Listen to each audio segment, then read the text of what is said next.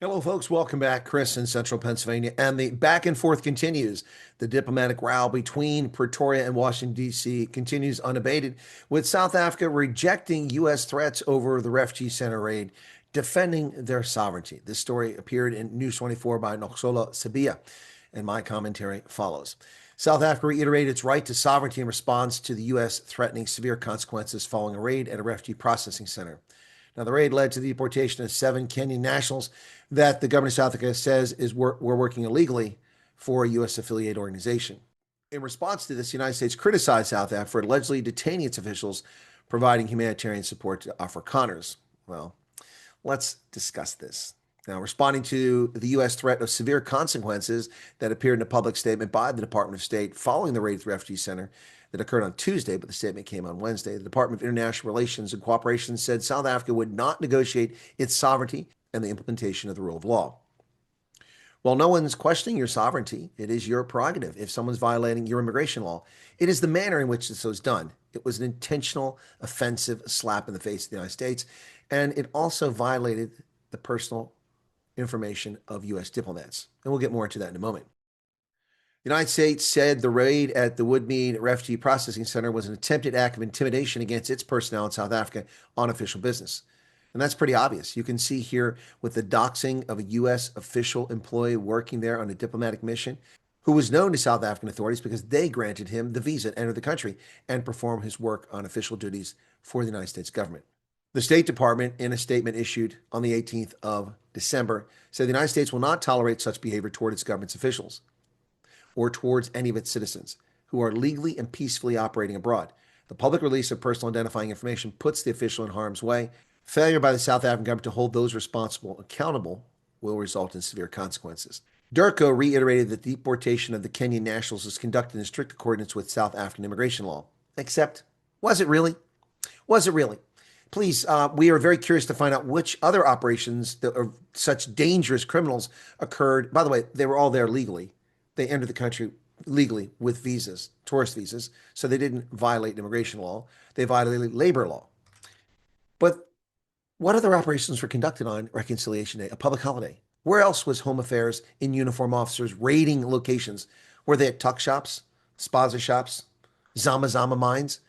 Where did they work on Reconciliation Day, a public holiday? The department said that those individuals were engaged in work without the necessary work permits. The government will not negotiate its sovereignty and the implementation of the rule of law. Really?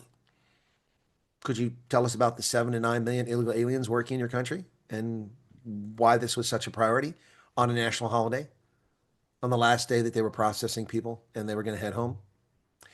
Durko added that it noted the unsubstantiated allegation regarding the private information of U.S. officials. It's not unsubstantiated. That's a lie. Here it is right here. Look right at the screen, right there, folks. Easy peasy. There is the photograph of an official U.S. passport of a government official in South Africa executing official business on behalf of a diplomatic mission, released on Twitter after he was harassed at that location in Woodmead. Now, the department claimed that South Africa treats all matters of data security with the utmost seriousness and operates under stringent legal and diplomatic protocols. We categorically reject any suggestion of state involvement in such actions. Well, how else did they obtain this passport within minutes of this raid? That information wasn't publicly available prior to that. Is this a false flag operation?